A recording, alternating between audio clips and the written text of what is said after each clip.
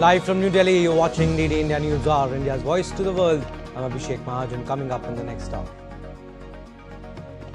Donald Trump signs order extending China tariff truce by 90 days.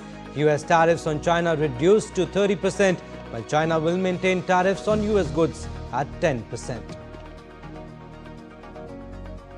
Trump pledges for a possible deal between Russia and Ukraine in upcoming talks with Putin on Friday. Hence, Kiev and Moscow will have to swap some land for peace. EU says Ukraine should have freedom to decide its future. And Indian GenAI startups reach new heights, attract $524 million in 2025, 4x growth since 2021.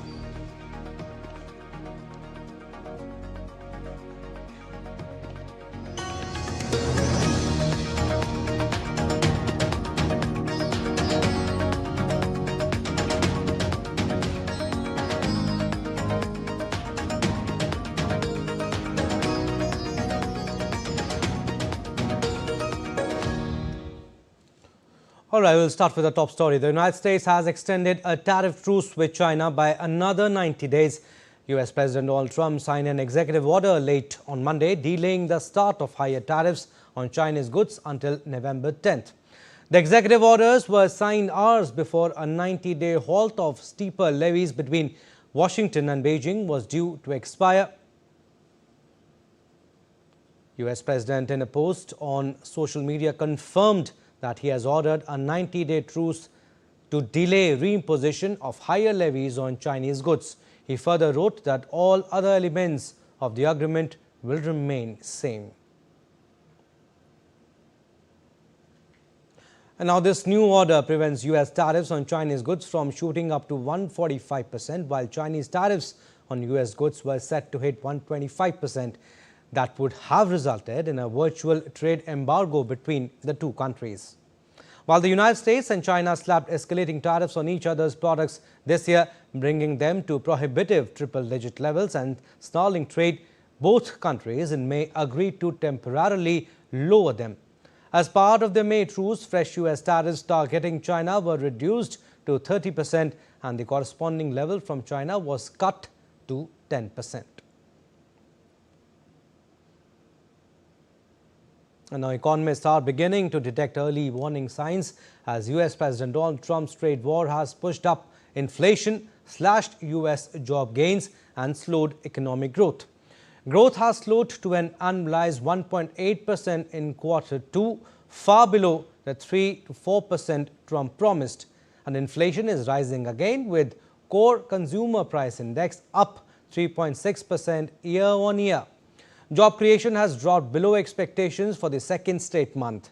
In July 2025, US consumers faced rising prices as import tariffs drove up costs for goods like furniture and apparel, pushing underlying inflation to its highest in 6 months.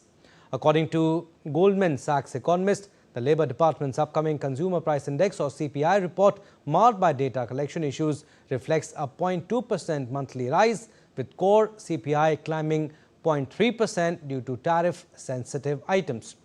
Now, budget cuts and staffing shortages at the Bureau of Labor Statistics, worsened by President Trump's dismissal of its head, Erica McEntaffer, have led to suspended data collection in several regions, raising global concerns about US economic data reliability. Food prices surge amid labor shortages from deportations, while pre-tariff inventories soften broader inflation spikes. As businesses pass on cost, consumers bear a third of tariff burden, with fears of further increases looming. The Federal Reserve eyes a September rate cut, but global markets remain wary of escalating the trade tensions. All right, for more perspective, we are joined by Manjeev Singh Puri, former senior diplomat. Welcome, sir. Appreciate you giving us your precious time. Ambassador, US President Donald Trump has extended a 90-day tariff truce with China. We saw that in the report, granting Beijing a breathing room. My question to you, Ambassador, why is Washington ready to give China a tariff breather? Why these double standards? Thank you very much, Abhishek, and a very good afternoon to you. Look, let's be very clear. Right from the beginning, if you notice, if you remember, right from the days of his inauguration, he has always identified China as some kind of big price. Yeah.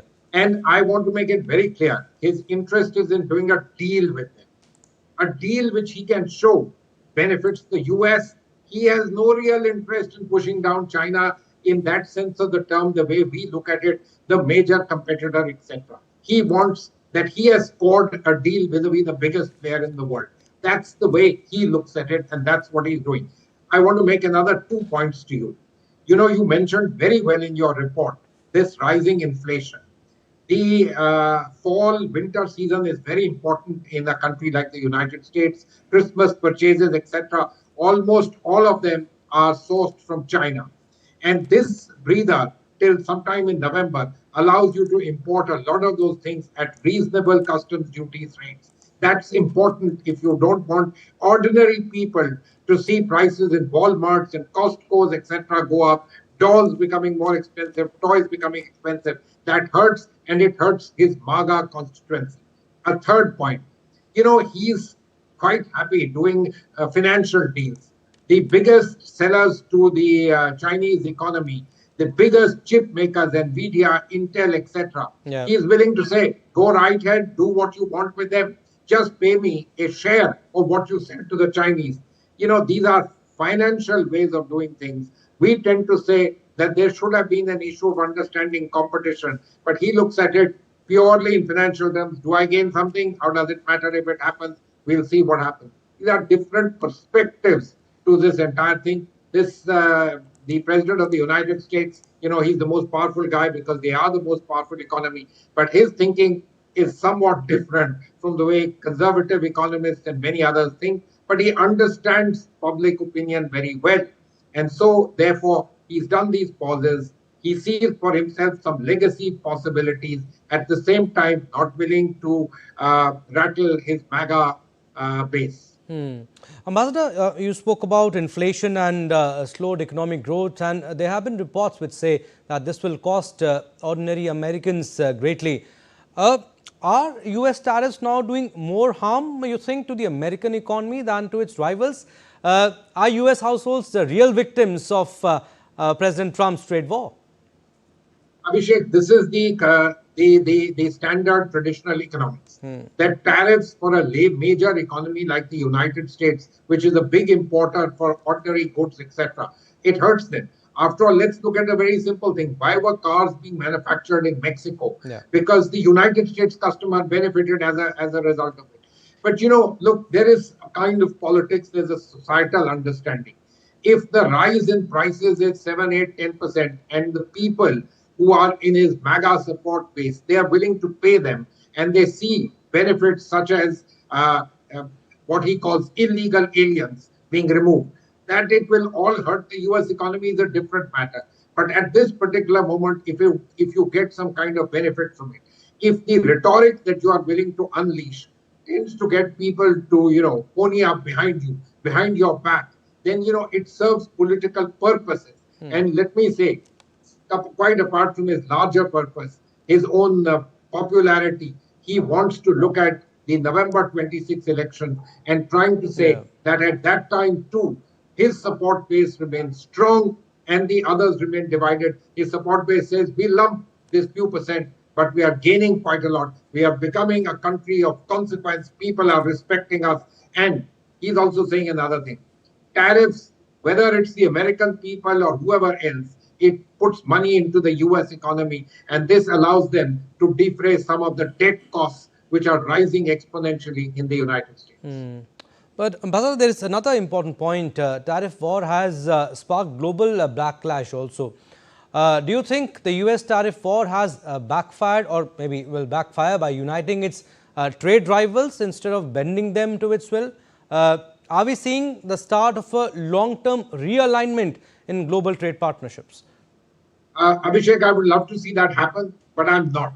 The largest partners of the United States, the European Union, for example, they've been sensible. They say he will go in 2-3 years' time. We'll see what happens after that. The 15% duties that he's imposing on us, can we juxtapose them against other things? So people are making readings of all of this. So are the Chinese. They are the largest other player vis-a-vis the United States, and that's exactly what they are doing, and he's doing with them. So let's not look at it for what has happened to us in the last 2 weeks, etc. We are in that sense bit of a bit player in the game of both trade, etc. And let's not also look at Brazil. These are games being played by those who are the largest players. Many of them say, look, he is the kind of person he is. He has got the kind of ideas that he is. But our relationship with the United States, can we tide this over? Can we take a bit of a hit? Can we take this over? I think that's what the major players are aiming to do. And they think that that's the way that they will be able to take things forward. Look at the US-EU deal, for example. We are saying a bad deal. A bad deal for India, yes. But for the EU, perhaps not, because it's safeguarding what they were looking at. And they say, it's all right, we'll take those 15% tariffs. But Ambassador, I mean, there have been reports about double standards and different treatments by the United States. But talking about India specifically, how will you think this impact India-US relations at a time when both call each other strategic partners? So, Abhishek, double standards, hypocrisy, let's leave these words. They are very good words for articulation and for think tank discussions. Countries are certainly in this business, and it happens across the world. So let's not leave it. Let's focus on national interest, which is exactly what you asked me. Look, there is little doubt that the tariffs are going to hurt India's jewelry exports in a certain area. They will hurt India's exports of textiles, which also come from a certain area. On the other hand, if we make concessions, which they want very, very much in the areas of agriculture, that can have an impact as far as we are concerned with serious political implications. Insofar as Russian oil and diverting it, these figures, some people tend to say it's a manageable figure, why don't you do it? But on the other hand, it will result in upping the prices from the Middle East, which would mean it would also be a significant hit to us. These are all matters which need to be calculated with those who have the entire set of figures in front of them. I think our government has done very well to take a measure to say, look, we are going to keep up our strategic autonomy. We will do what we need to do.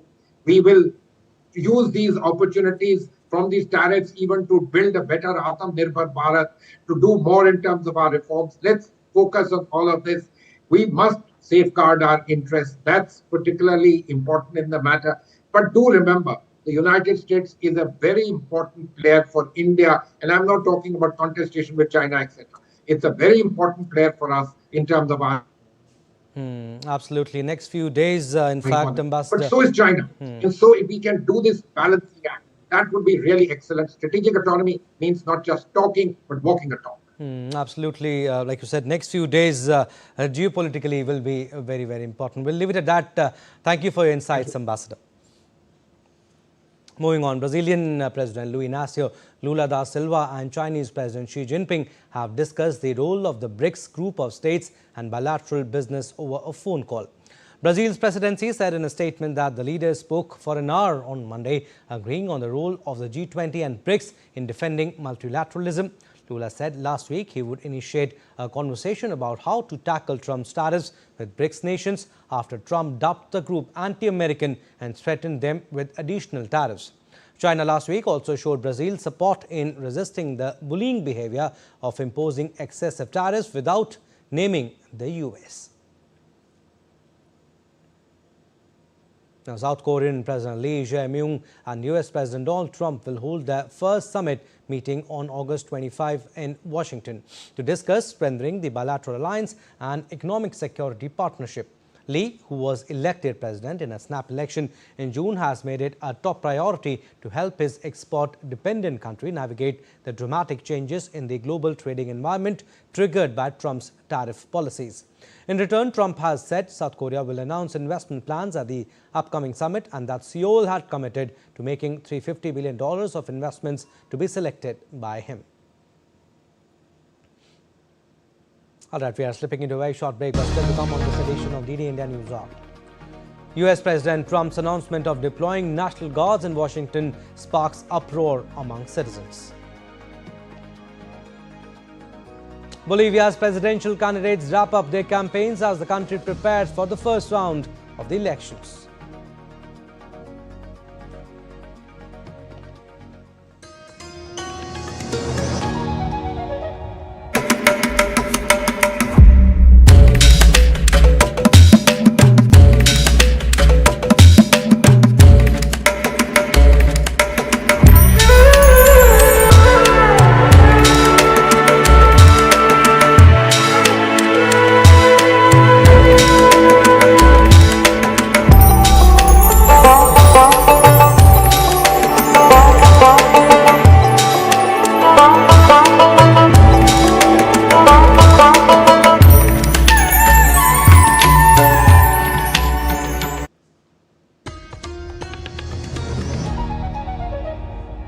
Welcome back. You're watching DD India News Hour. I'm Abhishek Mahajan. Some more stories.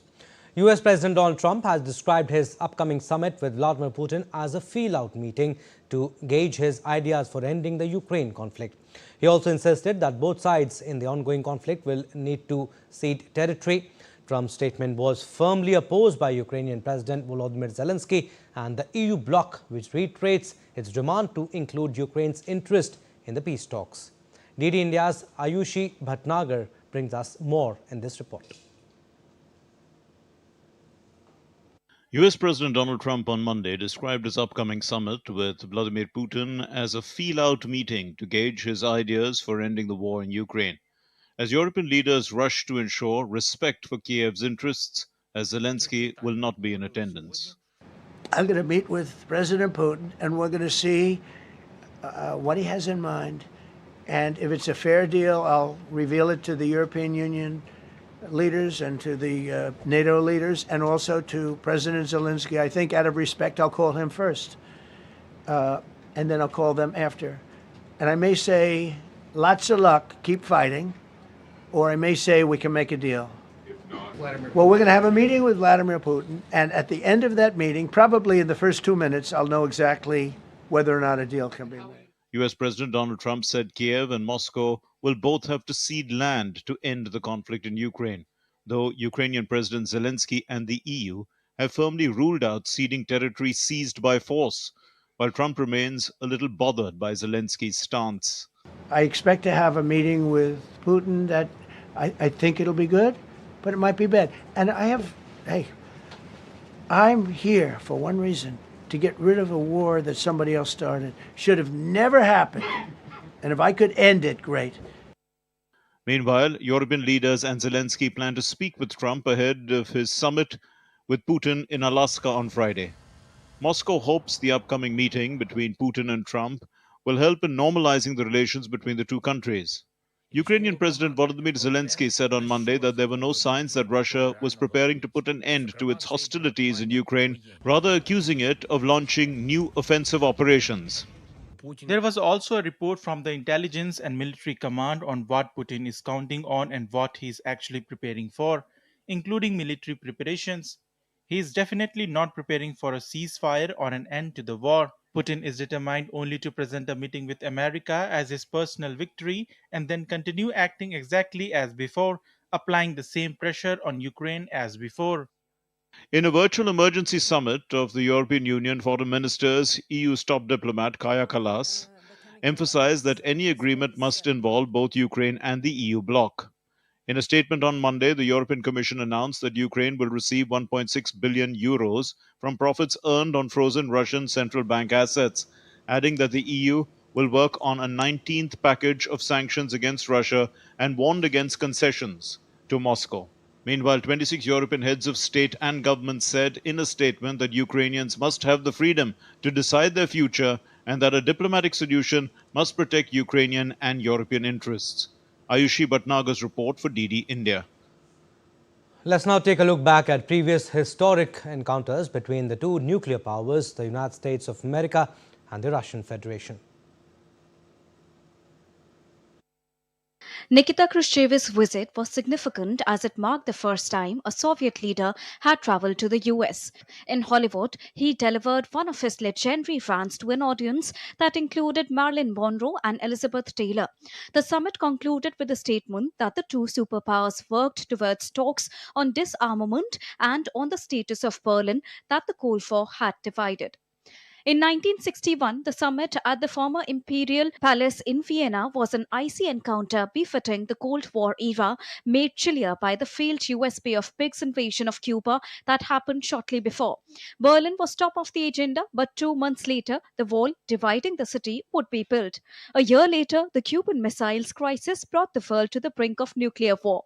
The Vietnam War cast a long shadow over the Moscow summit that would prove key in ushering in the period of détente between the two superpowers, as they signed the SALT and ABM weapons control treaties.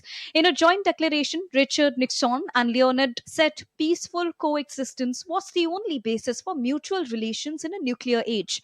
The two men met twice more while they were in power, underlining that thaw in ties. But relations would later chill again with the Soviet invasion of Afghanistan in the year 1979. In 4 years, Ronald Reagan and Mikhail Gorbachev had four summits. In their first encounter, Reagan was still berating the evil empire, suggested he and Gorbachev go for a walk to get some fresh air by Lake Geneva. When they returned, the talk was of chemistry. Reagan found Gorbachev very comfortably, very easy to be with. At the third of four summits in December 1987, both the powers agreed a treaty to eliminate their short and intermediate range nuclear missiles. Boris Yeltsin was welcomed as a friend by his American host George Bush in February 1992 during his first visit to the United States since the Soviet Union's collapse. The two were at pains to forge a close personal relationship as a basis for economic cooperation between their countries, but also to continue reducing their nuclear arsenals. Bill Clinton and Yeltsin held 8 summits during their terms of office that overlapped during most of the 1990s. In Hyde Park Summit, where at times the two men had many disagreements over the years, seemed to get on like old friends. The summit brought no breakthrough agreements, but a remark at a news conference lightened the mood and caused Clinton to burst into uncontrollable spasms of laughter. Trump sparked outrage across the political divide in Washington at his inaugural summit with Putin in Helsinki when he backed Russian denials of meddling in the election that brought him to power. The pair championed a fresh start in relationship, coming out of their meeting expressing a desire to talk again on global challenges after discussing an array of issues from Syria, Ukraine, and China to trade tariffs and the size of their nuclear arsenals. Now, Biden and Putin, who engaged in a war of words since shortly after the US president took office in January 2021, tellingly did not hold a joint press conference after 3.5 hours of talks in Geneva. However, they agreed to return the ambassadors to each other's capital that had been withdrawn over Biden's allegations that Russia tried to undermine his candidacy in the 2020 election. Putin said he sensed no animosity from the man who had previously called him a killer, while Biden agreed the talks had been constructive. Aarti Rana's report for DD India. And US President Donald Trump on Monday announced that he is placing Washington, D.C.'s police under federal control and deploying the National Guard to counter. Speaking at the White House alongside top officials, Trump said the National Guard would help restore law, order and public safety in the city. Trump also cast his action as a warning to other Democratic-run cities, naming Chicago, Los Angeles, New York, Baltimore and Oakland as having very bad crime problems. I'm announcing a historic action to rescue our nation's capital from crime, bloodshed, bedlam, and squalor, and worse. This is Liberation Day in D.C., and we're going to take our capital back. We're taking it back under the authorities vested in me as the President of the United States. I'm officially invoking Section 740 of the District of Columbia Home Rule Act. You know what that is? And placing the D.C. Metropolitan Police Department under direct federal control, and you'll be meeting the people that will be directly involved with that. In addition, I'm deploying the National Guard to help reestablish law, order, and public safety in Washington, D.C., and they're going to be allowed to do their job properly. Now, Trump's announcement is his latest effort to target Democratic-run cities by exercising executive power over traditionally local matters, and he has shown particular interest in exerting more control over Washington. Hundreds of officers and agents from over a dozen federal agencies, including the FBI, ICE, DEA and ATF, have fanned out across the city in recent days.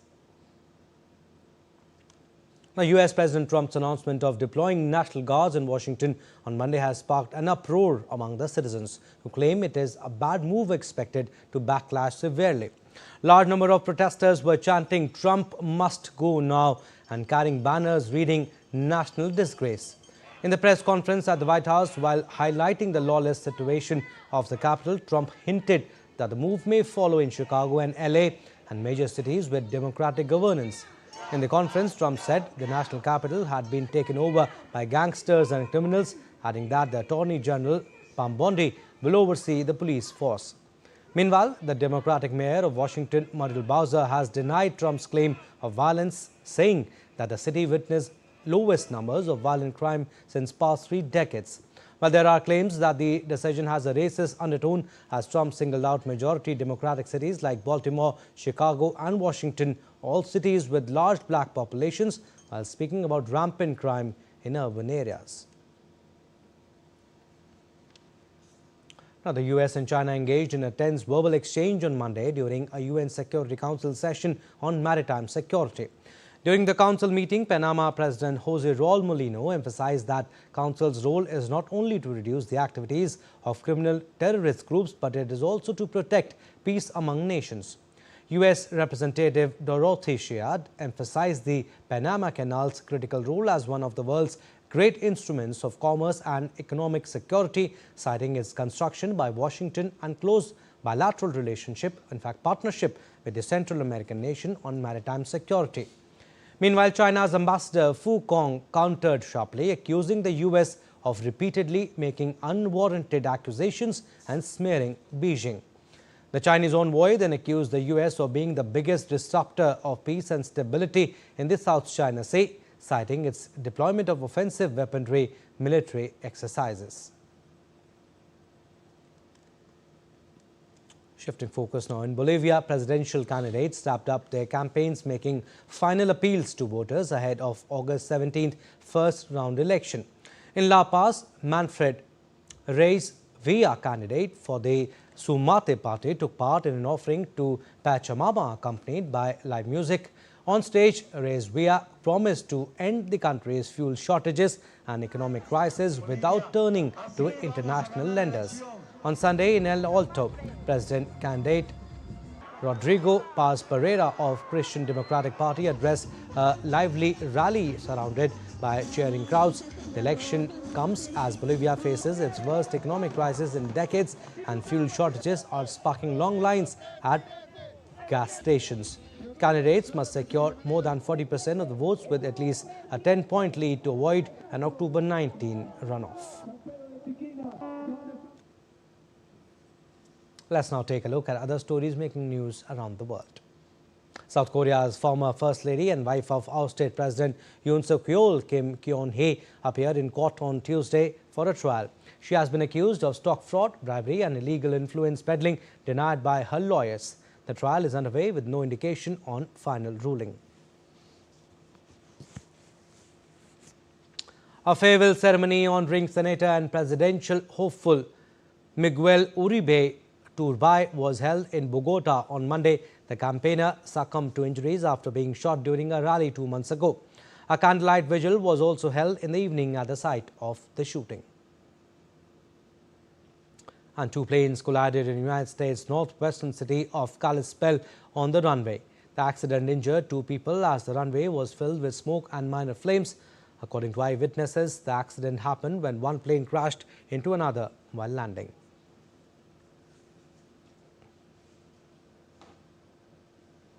Time now for another short break, but still to come on this edition of DD India News Hour.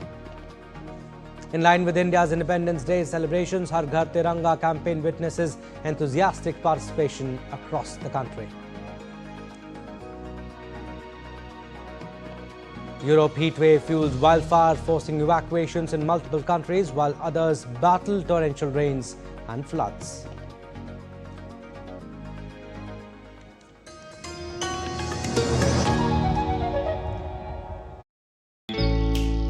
Jharkhand will mesmerize you with majestic nature, rich heritage and colorful culture. Hello. Johar. Johar. It fits perfectly. Thank you. Full workout हो गया. Ready?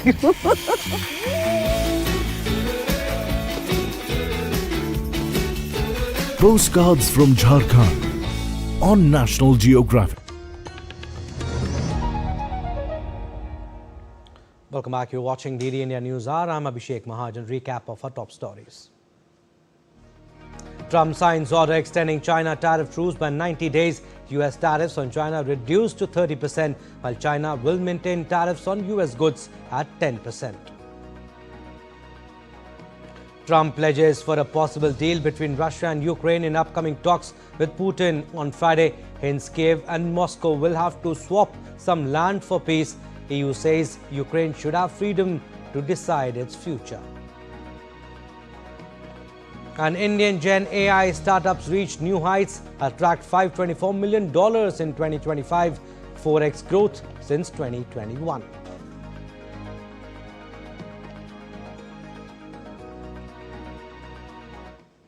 In an article, Union Minister Ashwini Vaishnav highlighted India's growing GenAI startup ecosystem, securing $524 million in the first 7 months of 2025, the highest in the last 5 years, and a massive leap from $129 million back in 2021, according to data from market research firm Venture Intelligence.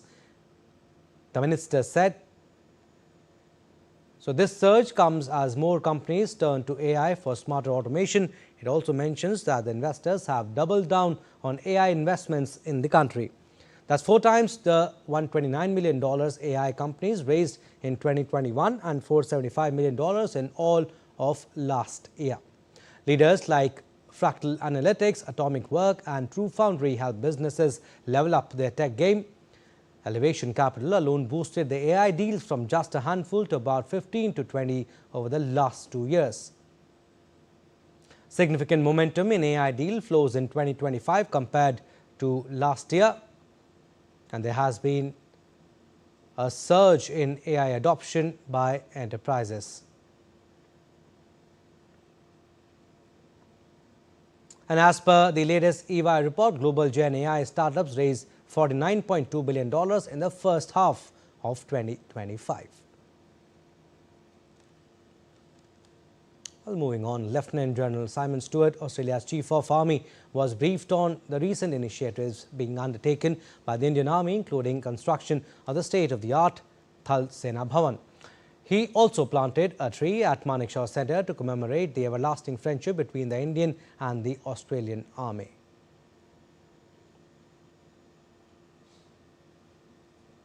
Lieutenant General Stewart also called on Air Chief Marshal A.P. Singh, Chief of the Air Staff, during his official visit to India. The two leaders held productive discussions, reaffirming their shared commitment in strengthening defence cooperation.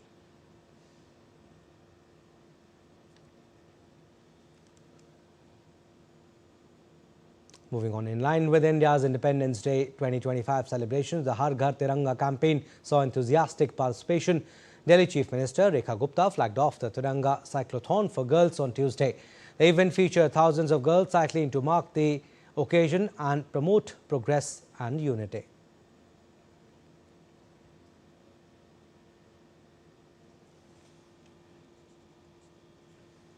A massive Tiranga rally featuring a 1,508-meter-long Indian national flag was organized in J&K's Doordarshan district, the longest ever carried through the district streets. The flag was held by hundreds of school students.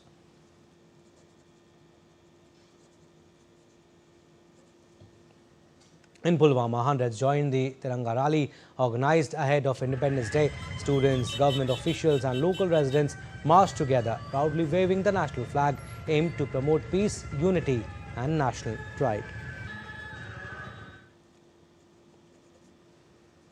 In Poonch district, a human chain event was organized to mark the 79th Independence Day. Hundreds of participants, including school children, took part in the 5-kilometer-long chain.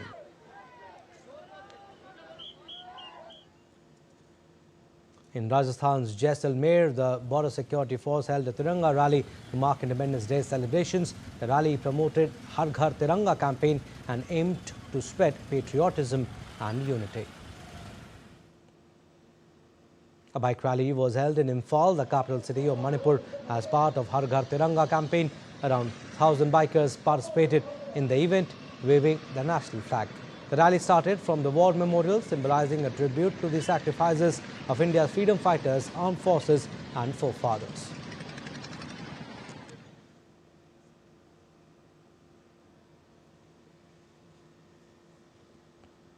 Now, Ministry of Youth Affairs and Sports, in collaboration with Miranda House University of Delhi, celebrated International Youth Day on Tuesday.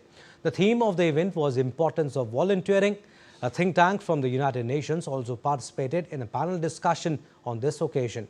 DD India's correspondent Vishal Barrister spoke exclusively to Cynthia McCaffrey, UNICEF representative to India, to find out more on the role and future of India's youth.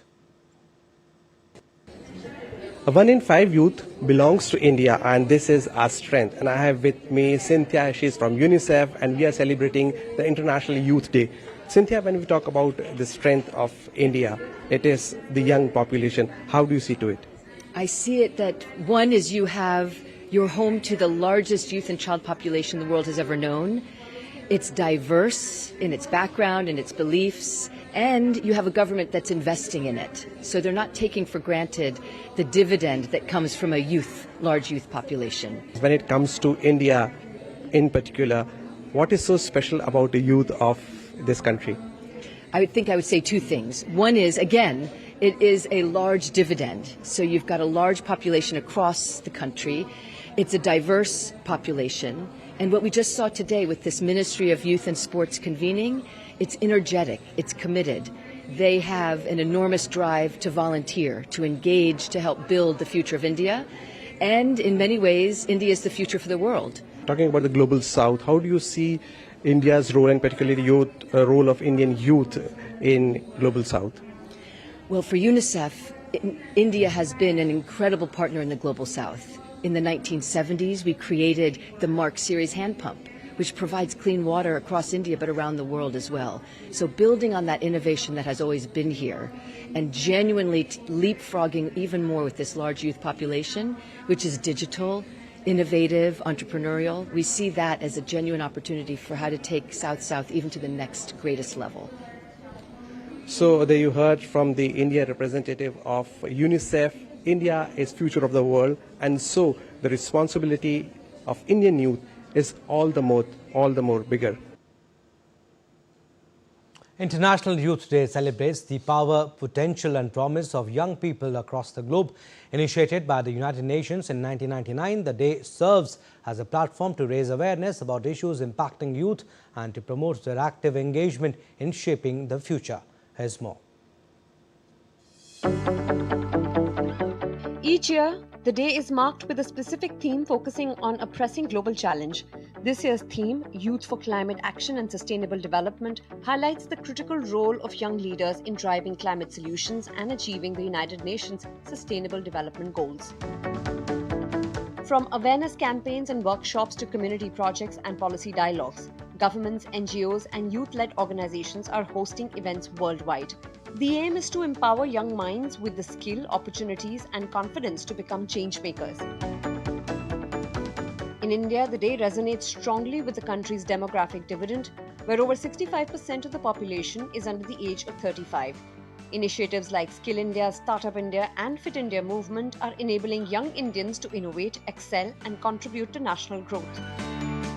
International Youth Day is not just a celebration, but a reminder that the energy, creativity, and vision of today's youth are the cornerstones of a more inclusive, resilient, and sustainable tomorrow. Bureau Report, DD India.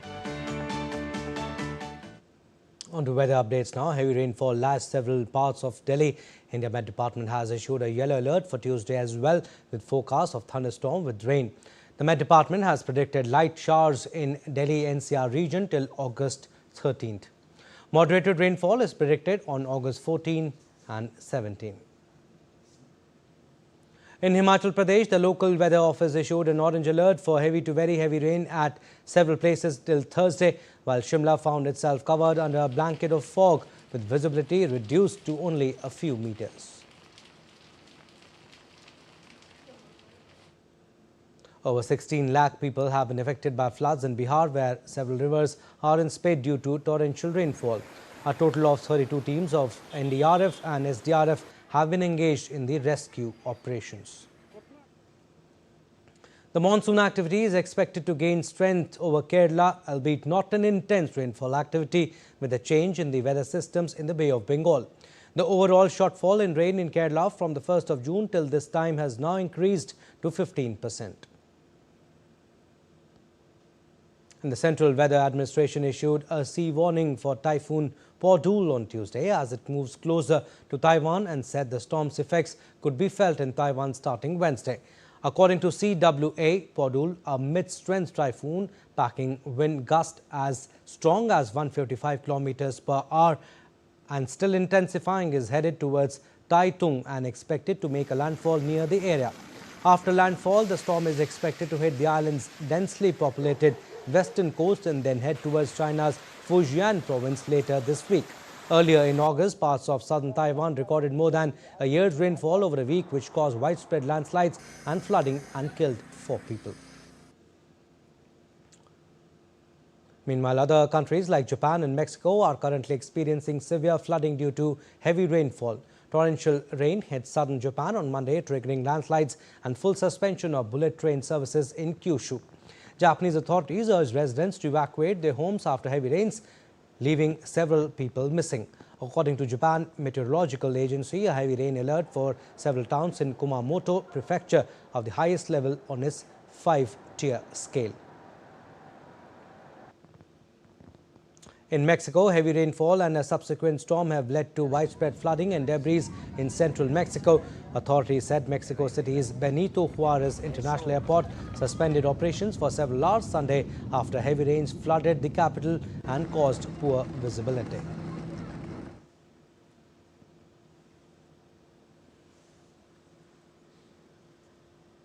Heat waves have baked Europe. Many towns and cities in France, Italy and the Balkans were put on red alert due to the heat.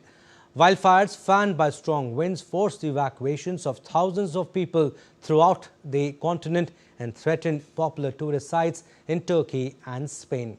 We have a report.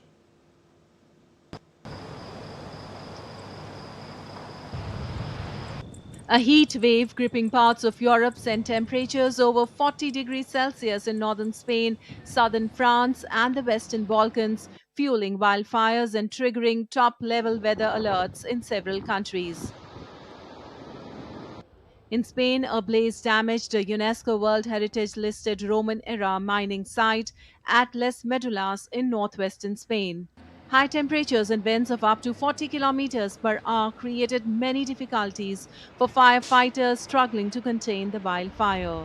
13 fires broke out in the north of the Castle and Leon region, with about 700 people told to abandon their homes in half a dozen villages.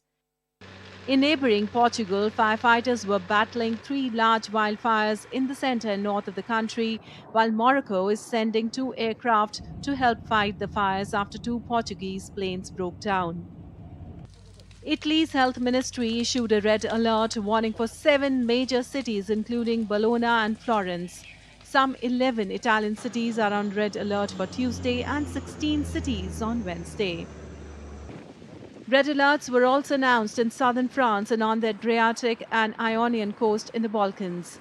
Firefighters have contained a massive wildfire in southern France but are still facing a complicated struggle.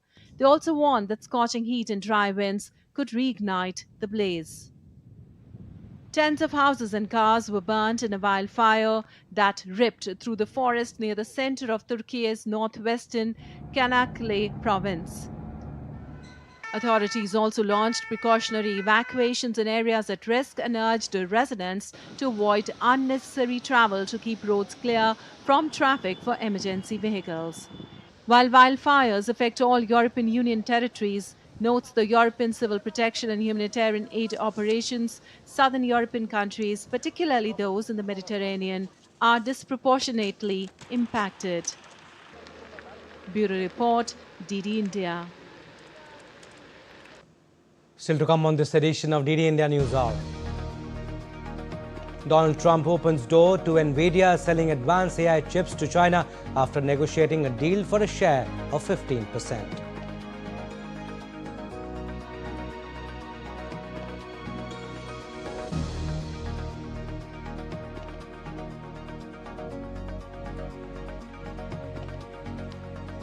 India's Namrata Batra creates history by reaching the women's Sanda 52-kilogram final at the 2025 World Games in Chengdu.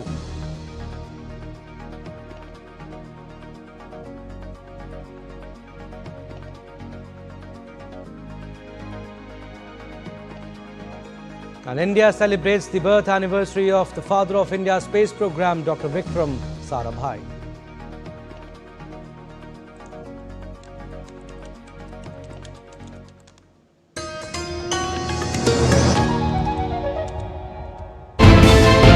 Geopolitics and trade deals.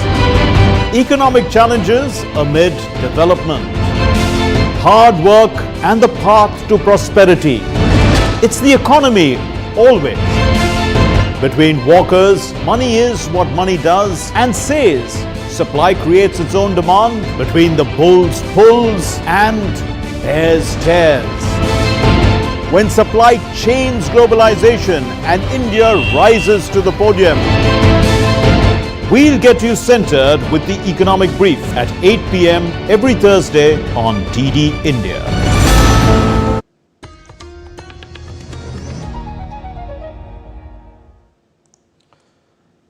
Welcome back. You're watching DD India News Hour. I'm Abhishek Mahajan. Tech giant Nvidia made an unprecedented deal with the US administration to keep selling chips to China. US President Donald Trump on Monday confirmed reports that semiconductor giant Nvidia would pay the United States 15% of its revenues from sales of certain artificial intelligence chips to China. As per the deal, Nvidia will share up to $3 billion in revenue with the US government this fiscal year to sell its H20 chips in China. Silicon Valley-based AMD will also pay 15% of revenue on Chinese sales of its MI308 chips, which it was previously barred from exporting to the country. Nvidia developed the H20 chip and AMD developed the MI308 chip, especially for the Chinese market.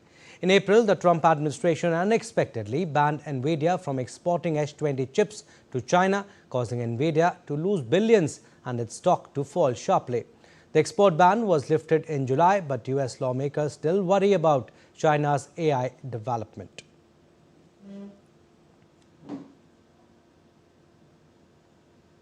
Now, German banks haven't been doing too well over the past few years as the country's economy was weak, but they seem to be getting out of the worst according to some fresh numbers.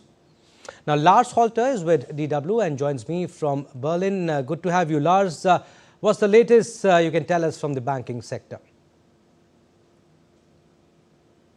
Thanks for having me. Well, we have some numbers that made headlines. Germany's Commerzbank, that is the country's second biggest lender, had a loan volume of 104 billion euros last year, and they said they want to raise it to 140 billion by 2028. Now, that's pretty ambitious because that would mean growth of about 35%. But here's that big number. Commerzbank has already seen 8% growth during the first 6 months of this year. So despite many business insiders doubting the company's goals, they're already getting ahead pretty well. Of course, they're not quite there yet, but they're optimistic, and that's due to the infrastructure investment plans that the German government has long talked about. And we've talked about it here, too. The German government has suspended its long-held and constitutionally enshrined debt brake to take up 500 billion euros in new debt to invest in infrastructure, building and fixing up roads and bridges and tunnels, as well as the energy grid and so much more. Okay. And this investment is supposed to happen over the next couple of years. Okay, but Lars, how will this help the banks?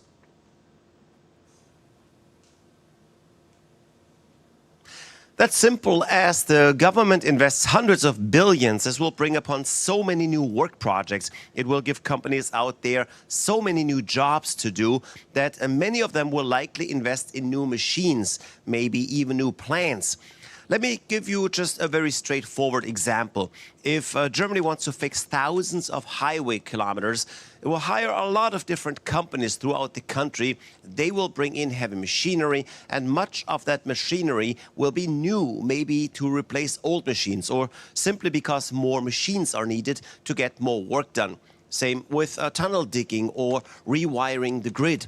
It all needs a lot of machines, and while the government is not directly in charge of that, companies down the line will get this equipment they need to do the jobs handed to them by the government. And of course, those companies will have to take up loans. Many of those machines are expensive, as is any investment in infrastructure, and they will have to be financed. And that is where Commerzbank, but also others like Deutsche Bank or the publicly held Sparkassen savings unions will then come into play.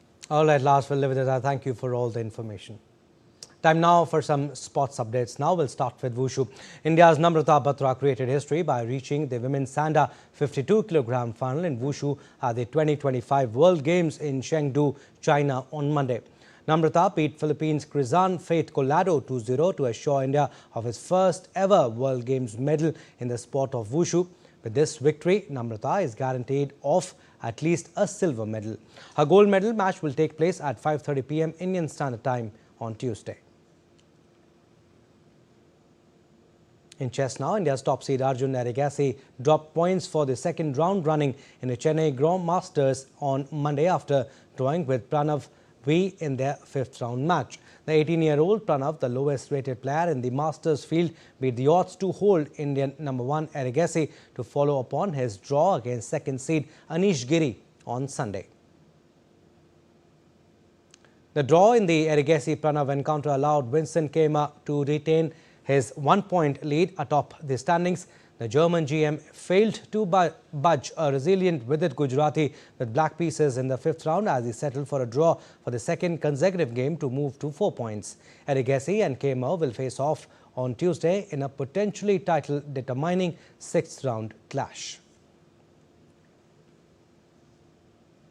And in her first tournament since a historic triumph at the FIDE World Cup, Divya Deshmukh took down Chinese Grandmaster Li Tingzhai to reach the quarterfinals of the Women's Speed Chess Championship 2025 on Monday.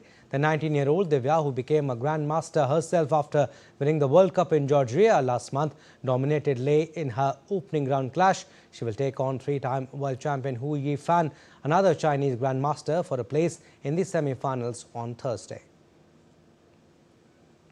And Spain's women's national soccer team have parted ways with head coach Montse Tom and named Sonia Bermudez as her replacement. The Spanish Football Federation said Tom's contract would not be renewed when it expires on 31st August. Tom became Spain's first female head coach when she was appointed in September 2023, having acted as George Vilda's assistant until the 44-year-old was sacked. Despite guiding Spain to the European Championship final in Switzerland last month, Spanish Football Federation decided against renewing Tom's contract. She previously led Spain to 2023-24 Nations League title.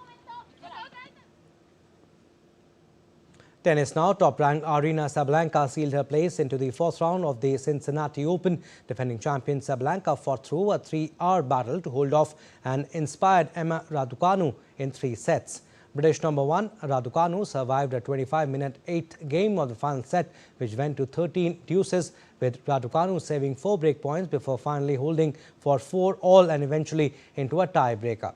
Sabalenka is bidding for her 10th trophy at the 1000 level and second this season after winning at Madrid.